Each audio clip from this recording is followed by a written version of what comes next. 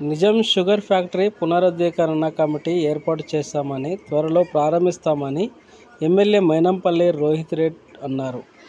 మెదక్ జిల్లా కేంద్రంలో వివిధ పార్టీల నుంచి చేరిన వారికి కండువా కప్పి ఎమ్మెల్యే ఆహ్వానించారు. బ్రహ్మాండంగా అభివృద్ధి చేస్తా ఉన్నాము.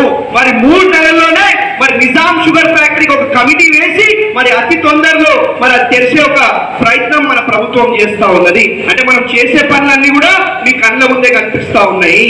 కనిపిస్తున్నాయా, కనిపిస్తలేవా? పని చేస్తున్నావా, చేస్తలేమా? ఇలా నేను ఒకటే మాట్లాడుతా ఉన్నా. ఎక్కడ చూసినా ఇవాళ టీఆర్ఎస్ పార్టీ అనేది కనుమరుగైపోతా ఉన్నది. అదే వార్డుకు పోయినా ప్రజలు బ్రహ్మాండంగా మరి బ్రహ్మరథం పడుతూ మరి కాంగ్రెస్ పార్టీని వాళ్ళు చేరుతా ఉన్నారు. కాబట్టి ఇవాళ ఒకటే చెప్తా ఉన్నాం, ఏదున్నా మేము ప్రజల కోసం పనిచేస్తాం, ప్రజల శ్రేయస్సు కోసం పనిచేస్తాము.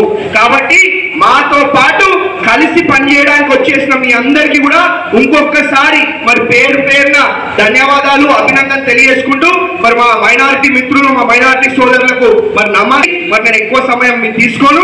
ఏదున్నా మనం ఒక కుటుంబ సభ్యులాగా, నేను మీ కుటుంబ సభ్యులాగా, మీ అందరు కూడా మరి నా ఒక కుటుంబ సభ్యులాగా మనం కలిసి మరి ముందుకు పోదామని చెప్పి మరి మీ అందరినీ కూడా ఇంకొకసారి కోరుతూ మరి ఇంకొకసారి మీ అందరు కూడా పేరున హృదయపూర్వకంగా ధన్యవాదాలు, అభినందన.